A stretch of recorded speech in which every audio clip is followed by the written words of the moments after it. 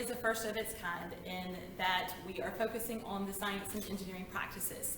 And if you're like me, when you hear the term science and engineering practices, and then you look at the long list of standards that are given to us, it's kind of overwhelming.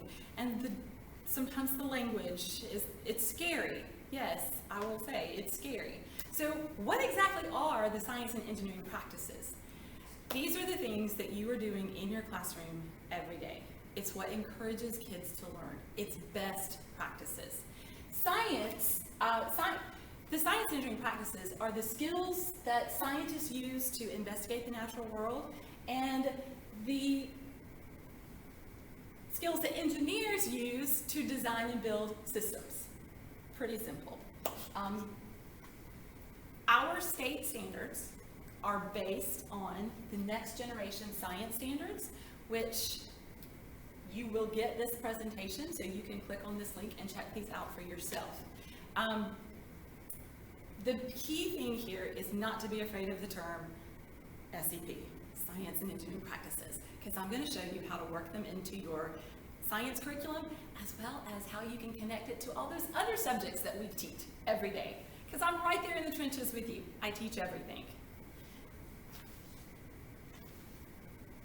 Oh, and I'm sorry, guys. One of the things that I use in my classroom is called an assessment probe. Here's your first gift. You will get a copy of this book, Uncovering Student Ideas in Science. These are available through NSTA, and some of them are subject specific. So like I have one for physical science. This one, I chose this one for you because it is one of my favorite, and it has all the science, the strands of science that we cover, and I pull from it within every unit. So I am going to read to you because I know you cannot see this on the video, but you will get this presentation. So when it comes to doing science, we have 4 friends here who are discussing doing science. And this is what they said about how scientists work. Antoine says, I think scientists just try out different things until something works.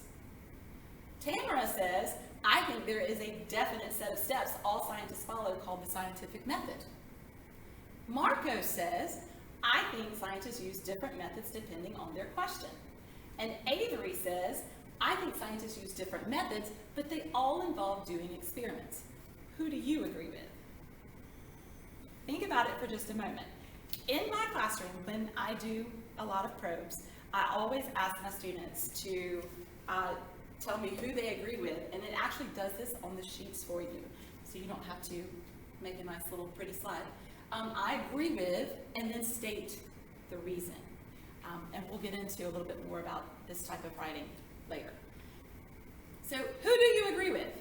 I will tell you, after several years of sharing this probe, most people will choose Tamara because she mentions the scientific method, and a lot of people will choose Avery because he talks about doing experiments. The best answer is Marcos, because the way a scientist answers a question totally depends on the question being asked.